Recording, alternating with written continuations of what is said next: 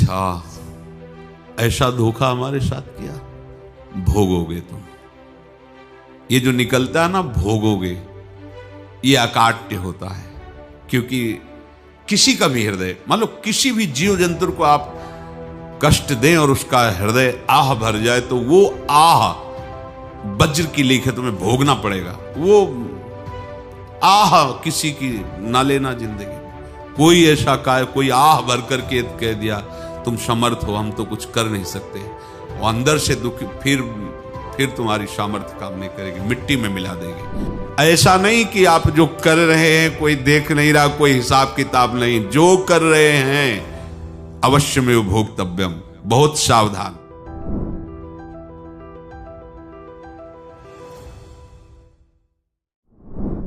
जीव स्वयं नित्य निरंतर कर्मों के जाल को रच रहा है और अपने आप को बांध रहा है। आपको मुक्त होना है, बंधना नहीं है। जीव का जन्म कर्मों के अनुबंध से होता है, कर्मों के बंधन से होता है, और उसको अपना ऋण चुकाना होता है। कर्मानुबंध ये बहुत सूक्ष्म विषय है। जैसे आप जिस परिवार में जन्म लिए हैं, तो उस परिवार के लोगों से आपका ऋण है, इसलिए उसी परिवार में आप आए हैं। और ऋणानुबंध, उसको बिना चुकाए या बिना वसूल किए आप वहां से जाएंगे नहीं। आपको लेना है तो वसूल करना है, और देना है तो चुकाना है। ये पूर्व के जन्मों से निश्चित किया गया है। जैसे किसी के यहां पुत्र हुआ, जन्म से ही पैसा खर्चा शुरू हुआ, जो बड़ा हुआ तो उद्दंडता के द्वारा मार पूरे परिवार को क्लेश पर क्लेश देता चला जा रहा है। ये तुम्हारे कर्म का फल है। या ऐसे शक्तिहीन बुद्धिहीन ऐसे पागल पूरे जीवन सेवा करो, तुमसे अपना हिसाब चुकाने के लिए वो आया है। अब परिवार के जो सदस्य जुड़े आके, मतलब पत्नी आते ही पूरी हृदय में आनंद, परिवार में आनंद, और जीवन भर वो आनंद ही सुख देने के लिए उसका जन्म हुआ। वो अपना ऋणानुबंध मुक्त, और आते ही भयंकर क्लेश खड़ा कर दिया, बीच में दीवाल और झगड़ा वैसा, फिर अतरे दिन मारपीट शुरू, कलह अशांति, पूरा जीवन नरक हिसाब करने आए। यहां ऋण चुकाए बिना कोई जा नहीं सकता, ऋण चुकाना पड़ेगा। किसी का ऋण वसूल करना है तो किसी को ऋण चुकाना है, दोनों काम करने होते हैं। अनेक जन्मों में अनेक लोगों के साथ हमने जो बर्ताव किए हैं, अच्छे या बुरे, वो होंगे। अब किसी आदमी को हम जानते नहीं, अचानक मिला, अचानक टक्कर लगा और मार पीट गाली गुप्ता सब कर दिया, चुपचाप सह लो। क्यों? ये आपका हिसाब है, पूर्व का हिसाब। हमारा उससे कोई द्वेष नहीं, कोई संकल्प नहीं। अचानक घटना घटी और हमसे द्वेष करने लगा, हमें पीटने लगा, हमें गालियां दे, ये हिसाब है, चुपचाप सह जाओ। अपने घर का भाई ही भारी दुश्मन बन गया और क्लेश दे, हिसाब है। एक प्रभुदत्त ब्रह्मचारी जी की वाणी में पढ़ा था, एक महात्मा जी भ्रमण करते थे, तो उस समय असरफियां चलती थी, मोहरे असरफियां, तो उनको भेंट में देते लोग। तो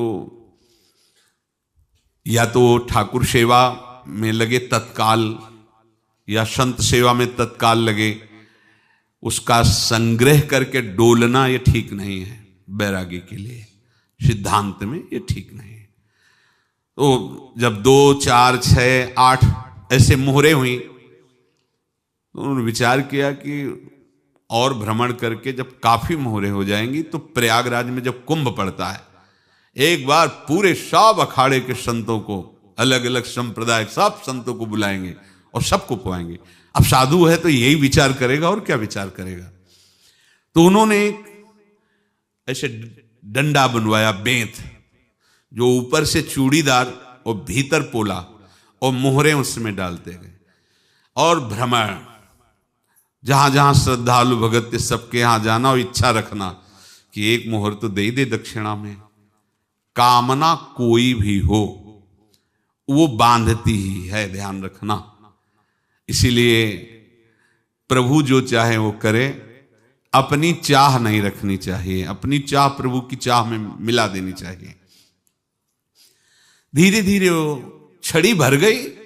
भ्रमण करने वाले महात्मा चूड़ी लगाई, इंतजार करते रहे। जब प्रयाग का कुंभ पड़ा तो चले। तो रास्ते में एक गांव में पूछा जाता है, जैसे कहीं रुको कि कोई श्रद्धालु ऐसा है जो संत सेवी है। तो कुछ लोगों ने बताया, हाँ एक परिवार है बहुत संत सेवी है और आपको मिलाते हैं उनसे। आइए महाराज, घर में रुका। खूब अच्छा हलवा पूड़ी पवाया और जो घर के मालिक थे चरण दबाए। चरण दबाते दबाते उनकी दृष्टि पड़ी उस डंडे पे। इतना मोटा और ऊपर से कुछ चूड़ी सी भी नजर आ रही, इस डंडे में तो कोई रहस्य है ही है। अब महात्मा जी को खवा पिला के सुला दिया। महात्मा जी जब सो गए तो पत्नी से धीरे से कहा, वो डंडा लाओ बाबा जी का। डंडा, वो चूड़ीदार जो ही खोला पलटाया तो सैकड़ों मोहरे। ऐसे संत रोज पधारे भगवान, तुम आनंद हो जाए फिर क्या। पत्नी से कहा, नाप के कंकड़ लाओ। वो तो महात्मा जी तो खाए खीर पूड़ी, आराम से सो रहे। रात में पूरी प्लानिंग करके उसमें कंकड़ भर के चूड़ी लगाकर सिराने रख दिया, सारी मोहरें हटा ली। महात्मा जी आराम से छड़ी उठाए तो वजन पक्का। वैसे बड़े लोग चतुर होते हैं, पर ये नहीं जानते कि कर्म कितना भयानक होता है। और उनकी कोई संतान नहीं थी, पर धन में इतना प्रेम उनको था। बहुत सावधान। साधु महात्माओं के पास जो अर्थ है, गृहस्थी अगर आता वहीं से है, पर अगर उसको जोर जबरदस्ती या किसी छल कपट से, तो वो उसका विनाश ही करता है। आज तक का प्रमाण है। अब उनको ये भाव पता नहीं होगा, या पता होगा तो लोभ के कारण वो उसको मान नहीं पाए होंगे। महात्मा जी गए प्रयाग में, किसी अखाड़े पर रुके और वहां प्रार्थना की कि कल जो है संपूर्ण अखाड़ों का निमंत्रण किया जाए और सब संतों को भोग पवाया जाए और उनको दक्षिणा भी दी जाए। महंत ने सोचा कि बहुत बड़ा है तो उत्सव है, क्योंकि प्रयाग में कितने हजारों संत महात्मा सब। तो उनका, महाराज बोरों इसमें चीनी और टीनों घी लगेगा, सब व्यवस्था। बोले आप मंगाइए, एक एक हिसाब हम करेंगे, हमारे पास सब व्यवस्था है। बोले कुछ तो पहले दे दो, इकट्ठे देंगे हम। उनको था कि अगर हम छड़ी खोला और दो चार मोहरे दी, किसी को पता लग गया तो गड़बड़ हो सकती। बोले हम भंडारे के समय आखिरी में सब कुछ आपको दे देंगे। ठीक है। वो अपने पास से पैसे लगाकर खूब जितना सामग्री सब लाए, लाखों की, और सब संतों को निमंत्रण कर दिया। संत जन निमंत्रित हो गए, भंडारा बन रहा है। तब वहां के महंत है, उनका देखो भंडारा भी बन रहा है, संतों को निमंत्रण। अब आप अर्थ की व्यवस्था कीजिए, क्योंकि इतनी बड़ी हमारी सामर्थ्य नहीं थी जितना हमने किसी तरह हमने व्यवस्था की। अब मुझे अर्थ चाहिए, तभी आगे की व्यवस्था बढ़ेगी। संतों को दक्षिणा देंगे और जिनसे अर्थ लिया उनको दे। देखो रसोई बन गई है सब। उनका छत में विश्वास नहीं तो ये अभी चूड़ी खोली। उनको तो था ना कि मोहरे हैं, कंकड़। तो जैसे कितना उनको सदमा लगा होगा। हजारों संतों का निमंत्रण, रसोई बन, मतलब संत हो के छल कपट। तो उनका, महाराज आपने तो हमारा नाश कर दिया, जो महंत थे। अब बताओ, रसोई बन गई, संत निमंत्रित हो गए और आप ये कंकड़ दिखा रहे हैं हमको। आपने तो हमें बर्बाद कर दिया, हमारी इतनी सामर्थ्य नहीं थी, आप पहले बता देते। संत होकर ऐसा छल कपट। अब वो बोले तो क्या बोले, क्योंकि उनको पता था कि मोहरे हैं इसमें। अंदर से उनका चिंतन गया उसी सेठ के पास, अच्छा ऐसा धोखा हमारे साथ किया, भोगोगे तुम। ये जो निकलता है ना भोगोगे, ये अकाट्य होता है। क्योंकि किसी का भी हृदय, मान लो किसी भी जीव जंतु को आप कष्ट दें और उसका हृदय आह भर जाए, तो वो आह वज्र की लेख है, तुम्हें भोगना पड़ेगा। वो देखो भीष्म जी को भोगना पड़ रहा है ना। सांप को ऐसे धनुष की नोक से उठाया और बंबूल के कांटों के ऊपर फेंक दिया, कई दिन तक छेदा हुआ, वो आह भर करके मरा। तो आपको 6 महीने बाणों की सैया पर आह किसी की ना लेना जिंदगी में। कोई ऐसा कोई आह भर करके कह दिया तुम समर्थ हो, हम तो कुछ कर नहीं सकते, और अंदर से दुखी, फिर तुम्हारी सामर्थ्य काम नहीं करेगी, मिट्टी में मिला देगी। फिर ये तो संत थे और भगवत आराधना के लिए, संत आराधना के लिए ही ऐसा किए हुए थे। अब इनका कैसे मुंह दिखाएं? अब क्या करें? सुबह संत जन आएंगे, सबके बीच में हमारी कि देखो इन्होंने, अब क्या करें? गए और संगम में जाके छलांग लगाई, अपने प्राण त्याग दिए। अब उनके तो पास मोहरे थी और व्यापार बढ़ा, और 9-10 महीने बाद ही लड़का हुआ। अब तो उनको कि संत फलीभूत हो गया। देखो व्यापार चल रहा, लड़का नहीं होता था, लड़का भी हो गया, बड़ा आनंद छा रहा है।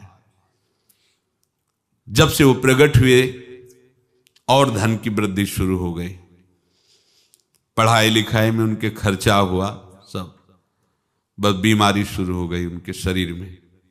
अब उसमें पैसा जाना शुरू हुआ, इतने आसक्त तो वो दोनों हो गए कि कुछ भी हो, व्यापार ठप, संपत्ति बेचना शुरू। तो उन्होंने कहा कि बेटा मैं क्या कर सकता हूं तुम्हारे लिए? बोले हमारी अंतिम इच्छा है प्रयाग चलो, और जितने प्रयाग में संत महात्मा सबको एक बार भंडारा करवाओ, हमारी इच्छा अंतिम है, क्योंकि अंतिम यही इच्छा थी। तो बोले अब ज्यादा संपत्ति तो नहीं रह गई, तो बोले घर बेच दो, मेरे लिए ही तो है, बेच दो, मुझे लगता मैं बचूंगा नहीं, पर मेरी अंतिम इच्छा पूर्ण कर दो। घर बेच दिया, जेवर बेच दी। वहां गए, जब संत सेवा की तो बोले मुझे संगम तक ले चलो। संगम तक ले गए और बोले समझे तुम चुराए थे और हमने उसको छीना है, कुछ नहीं रह गया तेरे पास कुछ, अब केवल ममता और आसक्ति में जल कर मर और नरक प्राप्त कर। मैं वही महात्मा हूं जिसकी तूने मोहरे ली थी, शरीर छोड़ दिया। महात्मा को जन्म लेना पड़ा और इनको दुर्गति भोगनी पड़ी। ऋणानुबंध होश में, ऐसा नहीं कि आप जो कर रहे हैं कोई देख नहीं रहा, कोई हिसाब किताब नहीं, जो कर रहे हैं अवश्य में भोक्तव्यम, बहुत सावधान। अनेक जन्मों में अनेक लोगों से जो कुछ लिया दिया है, इस लेने देने को मिटा देने के बाद ही तुम मुक्त हो गए। इसीलिए एक उपाय है, लेना न देना मगन रहना। क्या?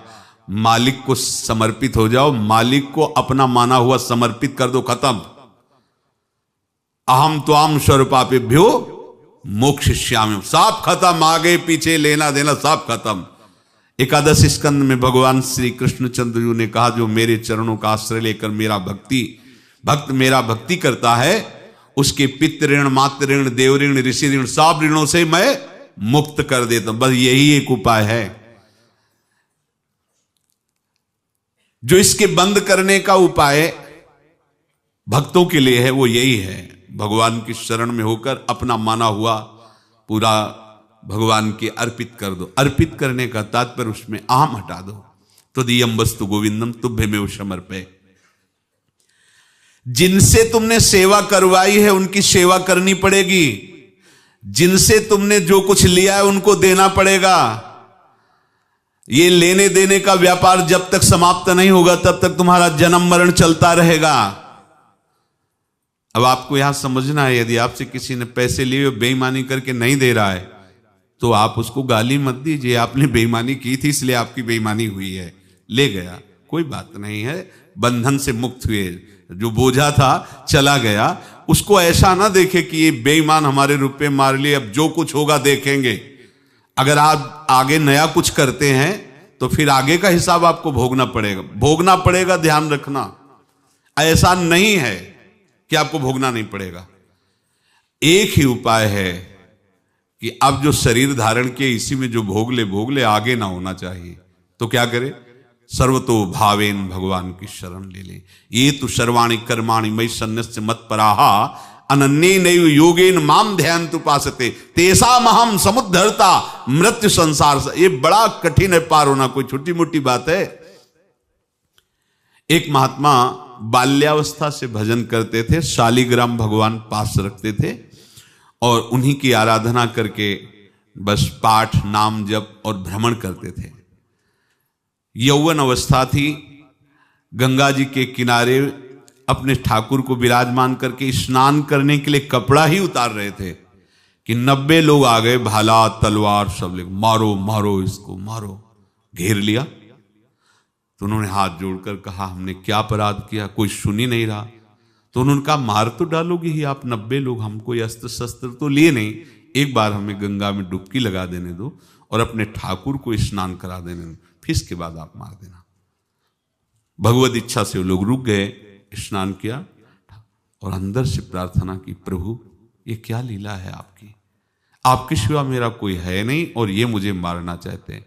तो भगवान ने, जानते हो क्या कहा उनके अंतर में, तुम मेरे में ध्यानस्थ हो करके शरीर को छोड़ो, ये लोग मारेंगे, ये मेरे भजन का फल है कि तुम्हें 90 जन्म नहीं लेना पड़ेगा, एक ही जन्म में 90 मिलके, तुमने 90 हिंसा की थी पूर्व में, तो तुम्हें 90 बार जन्म लेना होता और एक एक करके मारते। ये मेरे भजन का प्रताप है कि एक बार में ही 90 का हिसाब हो जाएगा। तुम आंख मूंदो, मेरे ध्यान में मगन रहो, मेरे प्रताप से तुम्हें कोई चोट नहीं होगी और स्वाभाविक मूर्छा अवस्था में प्राण तुम्हारे छूट जाए। ऐसा ही हुआ, ऐसा हुआ। तो ये बात समझ लो कि ये जो कर्मानुबंध है, ऋणानुबंध है। आप देखो, अगर शाप महात्माओं ने दिया कि तुम्हारे वंश का इससे विनाश होगा, तो भगवान भी परम धाम जा रहे तो उसी कील से, बाण की नोक में जो मछली लील गई थी, छोटा कण, उसी से की नोक बनाई और उसी नोक को प्रहार किया, भगवान के श्री चरण में वही बाण की नोक लगी और भगवान ने स्वीकार किया ना। भगवान का बड़ा लीला विचित्र है। अगर छुप करके उधर रामावतार में बात, तो इधर ऐसे स्वीकार किया है भगवान ने। ऐसा कहीं नहीं दिखाया कि मैं भगवान हूं तो मैं अपने लिए, ऐसा नहीं दिखाया। नारद जी का हित किया पर नारद जी ने शाप दिया तो भगवान ने स्वीकार किया। बंदरों ने ही सहायता की, जैसा बोले थे वैसा। ये लीला इस शरीर में भोगनी पड़ेगी। हाँ, ज्यादा को कम में भुगता देंगे, पर अब अगला शरीर ना मिले, इसके लिए सर्वतो भावेन भगवान के आश्रित हो जाए। जैसे आपने दुकान फैला रखी है तो उसमें दो काम होते हैं, लेना और देना। किसी को उधार दिया है तो हमें उससे लेना है, और कोई नगद देकर सामान ले रहा है तो उसे सामान देना है, या उधार लिया है तो हमें उधार देना है। अब अगर दुकान बंद करनी है तो तुम्हें देने वालों पर जोर देना है, लेने वालों पर जोर नहीं। लेने वाला तो जाओ हम क्षमा किया, समर्पित किया, हमारा कोई संबंध नहीं, खत्म हो जाए, वो खुशी हो जाएगा। लेकिन देने वाला, तुम अगर दुकान भी उठा दोगे तो जहां भी रहोगे तुम्हारे पास वो आएगा, लाइए हमारा।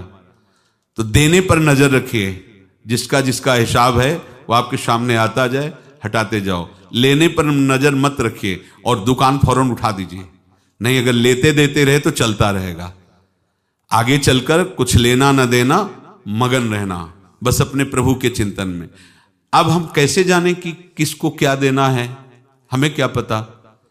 तो हम पूरा हिसाब जिनको पता है उनको दे देते हैं, समझ रहे हो? उनको पता है क्या लेना है क्या देना है, तो इनके पास पहुंच गए, या सरकारी हिसाब से सब बराबर कर देंगे। हमको अपनी जिम्मेवारी इनकी चरणों में समर्पित कर देना है, तभी हम जीवन मुक्त होंगे। ये रहस्य की बात है। प्रभु कह रहे हैं, यस्य सर्वे समारंभाः काम संकल्प वर्जिताः ज्ञानाग्नि दग्ध कर्माणं तमाहु पंडितम बुधाः। जिसके संपूर्ण कर्मों के आरंभ संकल्प और कामना से रहित हैं, तथा जिसके संपूर्ण कर्म ज्ञान रूपी अग्नि से जल गए हैं, उसको ज्ञानी जन भी पंडित कहते हैं, बुद्धिमान कहते हैं। पूज्य श्री भाई जी महाराज कह रहे हैं, जैसे वहां ज्ञानाग्नि से दग्ध कह रहे हैं, तो अपने वृंदावन वासियों का प्रेमाग्नि से सब कर्म संस्कार दग्न होते हैं। जिस समय आपके हृदय में भगवत प्रेम का प्रादुर्भाव होगा तो लेश मात्र कभी तुम्हें दुख नहीं भोगना पड़ेगा। प्रेम का प्रादुर्भाव होते ही दुख का नाश हो जाता है, महासुख। जब प्रेम का प्रादुर्भाव होगा तो समस्त पाप भस्म हो जाते हैं, अशांति नष्ट हो जाती है, संसार ज्वाला स्पर्श भी नहीं कर सकती है। जब भगवत प्रेम का प्रादुर्भाव होता है तो हो सकता है उस उपासक के जीवन में दुखों का पहाड़ टूट पड़े, परिवार खिलाफ, शरीर रोगी, अव्यवस्था, बहुत बहुत कुछ, सब कुछ। कह रहे हैं इतना सब होने पर भी उसके हृदय में कोई भी दुख नहीं होता। ऐसा सामर्थ्यशाली भगवत प्रेम है। भगवान के चरणारविंद का जिसके हृदय में प्रेम है, भारी से भारी दुख भी उनको विचलित नहीं कर सकता।